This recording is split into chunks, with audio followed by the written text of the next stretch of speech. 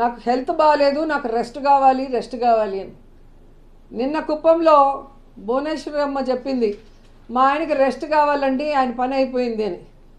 So 2024 ఎన్నికల తర్వాత చంద్రబాబు నాయుడికి, పవన్ కళ్యాణ్కి పాలిటిక్స్ నుంచి శాశ్వతంగా రెస్ట్ ఇవ్వడానికి ఆంధ్రప్రదేశ్ ప్రజలు సిద్ధంగా ఉన్నారు అన్న సంగతి తెలియజేసుకుంటున్నా. టీడీపీ జనసేన ఉమ్మడి జాబితా రిలీజ్ అయిన తర్వాత జగన్మోహన్ రెడ్డి గారు చెప్పే వై నాట్ 175 ఎందుకు రీచ్ కాలేము అనేది ఎవరికి కూడా డౌట్ లేదు. ఖచ్చితంగా రీచ్ అవుతాం 175కి 175 అని ఈరోజు వైఎస్ఆర్సీపీ శ్రేణులంతా చాలా చాలా హ్యాపీగా ఉన్నారు.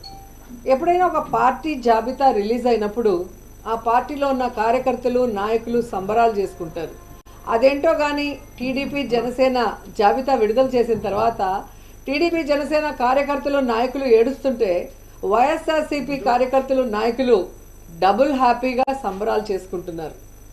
ఎందుకంటే ఈరోజు ఆ జాబితా చూశాక పవన్ కళ్యాణ్ అసలు ఎందుకు పార్టీ పెట్టాడు అని మాకే కాదు, ఈరోజు జనసేన కార్యకర్తలు, నాయకులకు కూడా అర్థం కావట్లేదు. ఎందుకంటే పవర్ షేరింగ్ అన్నాడు, సీట్ షేరింగ్ అన్నాడు, ఓట్ షేరింగ్ అన్నాడు, కానీ పావలా శాతం కూడా సీట్లు తెచ్చుకోలేకపోయాడు ఈ పీకే పవర్ స్టార్ అనేది. ఈరోజు ప్రజలు అంటున్నారు ఈయన పవర్ స్టార్ కాదు, పవర్ లేని స్టార్ అని. ఎందుకంటే ఈ మధ్యలోనే 2019లో అనుకుంటా ఒక మీటింగ్లో, పబ్లిక్ మీటింగ్లో అంటూ ఉండేవాడు పవన్ కళ్యాణ్, జనసేన అంటే కుక్క బిస్కెట్లు వేస్తే తోకూపుకుంటూ మన వెనక తిరుగుతారు, వీళ్ళకి 10-15 సీట్లు ఎక్కువ అని తెలుగుదేశం వాళ్ళు మన అవమానిస్తున్నారు, మన పార్టీ ప్రజల కోసం పుట్టిన పార్టీ, మనం ఎవరి బిస్కెట్లకి తల వంచం, మనమే వాళ్ళకి ఎన్ని కావాలో అన్ని ఇస్తామని చాలా పెద్ద పెద్ద మాటలు మాట్లాడారు. మరి ఈరోజు 24 సీట్లకి కుక్క బిస్కెట్లు వేస్తే తోకూపినట్టు ఎందుకు తోకూపుకుంటూ చంద్రబాబు నాయుడుతో ప్రెస్ మీట్ పెట్టారో పవన్ కళ్యాణ్ చెప్పాల్సిన అవసరం ఉంది. చాలా పెద్ద పెద్ద డైలాగులు కూడా చెప్పాడు. సముద్రం ఎవరి కాళ్ళు పట్టుకోదు, పర్వతం తల వంచదు అని. మరి ఏ ప్యాకేజీ కోసం 24 సీట్లకే చంద్రబాబు నాయుడు కాళ్ళు పట్టుకున్నావు? ఈరోజు చంద్రబాబు నాయుడు ఇచ్చిన ముష్టి 24 సీట్లకే ఎందుకు తల వంచావు పవన్ కళ్యాణ్ అని జనసేన కార్యకర్తలు, నాయకులకి సమాధానం చెప్పాలి. నిజంగా ఎంత బాధాకరం అంటే, చెప్పుకోవడానికేమో గొప్పగా 40 ఇయర్స్ ఇండస్ట్రీ, నాకు విజన్ ఉంది, విస్తరాకుల కట్టుంది, నేను కేంద్రంలో చక్రం తిప్పానని చెప్పుకునే చంద్రబాబు నాయుడు ఒక సైడు, సినిమాల్లో పవర్ స్టార్ అని చెప్పుకుంటూ బయట పవర్ లేని స్టార్గా తిరుగుతూ మళ్ళీ బింకాలు పలికే పవన్ కళ్యాణ్ ఒకవైపు. వీళ్ళిద్దరికీ బాగా అర్థమైపోయింది, మనకి బలం లేదు, జగన్మోహన్ రెడ్డి గారిని మనం ఓడించే పరిస్థితి లేదు, కాబట్టి మనం ఎలాగైనా పొత్తు పెట్టుకొని జగనన్నని దించాలి అన్న ఆలోచనతోనే ఈ పొత్తుల కార్యక్రమానికి స్టార్ట్ చేశారు.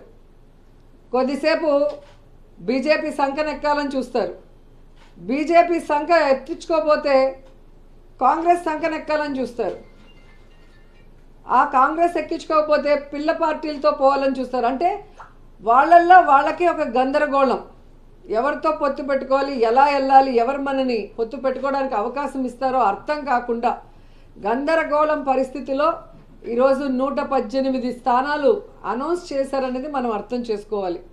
కానీ ఆ 118 స్థానాల్లో 24 స్థానాలు జనసేనకి ఇచ్చారు, మిగతా స్థానాలు తెలుగుదేశం పార్టీకి ఇస్తే అందులో చంద్రబాబు నాయుడు స్థానం కుప్పం అని ఆయన అనౌన్స్ చేసుకున్నాడు, బాలకృష్ణ స్థానం హిందూపురం అని అనౌన్స్ చేశారు, అలాగే లోకేష్ మంగళగిరి స్థానం అని అనౌన్స్ చేసుకున్నారు. కానీ పవన్ కళ్యాణ్ ఎక్కడ నించోలో ఏ స్థానమో కూడా ఇంకా చంద్రబాబు నాయుడు డిసైడ్ చేసేంత వరకు అనౌన్స్ చేసుకోలేని దౌర్భాగ్య పరిస్థితిలో ఉన్నారు. అంటే అర్థం ఏంటి? ఒక చోట ఓడిపోయిన వాడికి మొదట ఇచ్చారు, 2 చోట్ల ఓడిపోయిన వాడికి తర్వాత ఇస్తాంలే సెకండ్ జాబితాలో అని ఒక కేర్లెస్నెస్ ఏమో పవన్ కళ్యాణ్ చంద్రబాబు నాయుడిని అడిగి తెలుసుకోవాలని కూడా ఈ సందర్భంగా తెలియజేసుకుంటున్నా. అండ్ ఈరోజు మీరు చూస్తే వీళ్ళిద్దరికీ చెప్పుకోవడానికి ప్రజలకు చేసింది ఏమీ లేదు. చంద్రబాబు నాయుడు 14 సంవత్సరాలు ముఖ్యమంత్రిగా ఉండి ఏ రోజు తాను ఇచ్చిన మేనిఫెస్టోని ప్రజల కోసం చేసింది లేదు. అలాగే పవన్ కళ్యాణ్ ఎందుకు పార్టీ పెట్టాడో తెలీదు, తాను అధికారంలోకి వస్తే ఏం చేస్తానో ఇంతవరకు చెప్పింది లేదు. ఎంతసేపు వైఎస్ఆర్ కాంగ్రెస్ పార్టీ నాయకుల్ని ఎర్ర పుస్తకాల్లో రాసుకున్నానని ఒకడు, అధికారంలో వస్తే జైల్లో పెడతామని ఒకడు, బట్టలూడు కొడతామని ఇంకొకడు చెప్పుకోవడమే తప్ప వీరి వల్ల ఈ రాష్ట్రానికి ఏమైనా ప్రయోజనం ఉందా అంటే శూన్యం అనేది రాష్ట్ర ప్రజలకు తెలుసు. కానీ తెలుగుదేశం పార్టీ వాళ్ళు చూస్తే ఈరోజు మేము రాష్ట్ర భవిష్యత్తు కోసమే ఈ పొత్తు పెట్టుకున్నాము అంటుంటే అందరూ కూడా నవ్వుకుంటున్నారు. ఎందుకంటే చంద్రబాబు నాయుడు ముఖ్యమంత్రిగా 3 సార్లు చేశాడు. ఈ 3 సార్లలో రాష్ట్ర భవిష్యత్తుని ఎప్పుడైనా కాపాడా అనేది ఈ రాష్ట్ర ప్రజలు ఒకసారి ఆలోచించాలి.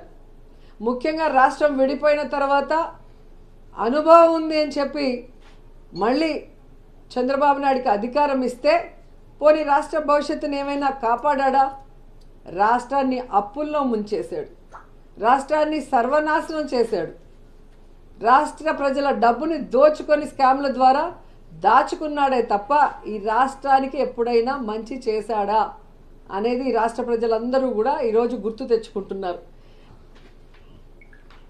చంద్రబాబు నాయుడు ఈ రాష్ట్రానికి చేసింది ఏంటయ్యా అంటే ప్యాకేజీ కోసం ప్రత్యేక హోదాను తాకట్టు పెట్టేశాడు, కమిషన్ల కోసం కాంట్రాక్ట్ల కోసం పోలవరాన్ని తాకట్టు పెట్టేశాడు, రియల్ ఎస్టేట్ వ్యాపారం కోసం అమరావతిని తాకట్టు పెట్టేశాడు, ఓటుకి నోటు కేసులో దొంగలా దొరికిపోయి ఉమ్మడి రాజధానిని కేసీఆర్ గారికి తాకట్టు పెట్టి దొంగలా అర్ధరాత్రిలో పారిపోయి వచ్చాడు.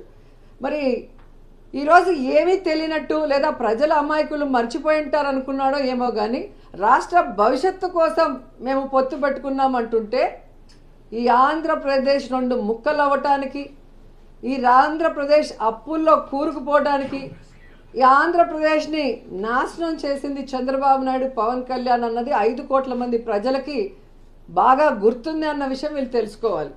అండ్ ఈరోజు మీరు చూస్తే ముఖ్యంగా కాపు సోదరులందరూ కూడా మేల్కొన్నారని నాకు అనిపిస్తోంది.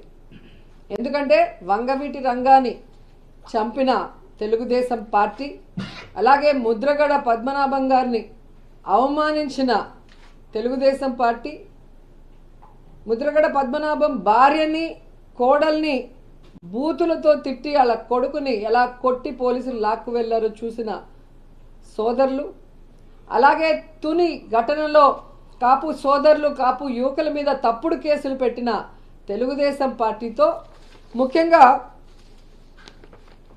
ఈ పవన్ కళ్యాణ్ పొత్తు పెట్టుకోవటం అనేది, అది కూడా ముష్టి 24 సీట్ల కోసం కాపుల ఆత్మగౌరవాన్ని చంద్రబాబు నాయుడు గారి కాళ్ళ దగ్గర తాకట్టు పెట్టడం అనేది జీర్ణించుకోలేకపోతున్నారు. అలాగే పవన్ కళ్యాణ్ మీటింగ్లో సీఎం సీఎం అని అరిచే ఆ పిచ్చి జన సైకోలకి ఈరోజు ఆ తల ఎక్కడ పెట్టుకో